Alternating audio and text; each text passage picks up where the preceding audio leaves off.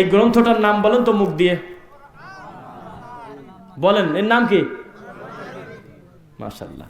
শায়েখ ওই আলোচনার ভিতরে দুই একবার উচ্চারণ করছে কিন্তু কোরআন কারিম, কোরআন হাকিম, কোরআন মাজিদ, কোরআন মাজিদ, কোরআন কারিম, ঠিক নাকি?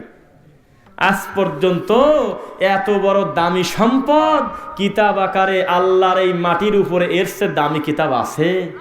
এই জিনিসের নামই তো সিদ্ধান্ত নিতে পারেনি আজ পর্যন্ত। কোন বিপদের বিপদ! আল্লাহ নিজে বলতেছে কোরআন মাজিদ, কোরআন কারিম, কোরআন মুবিন, কোরআন হাকিম, আর আমি বলতেছি শরীফ।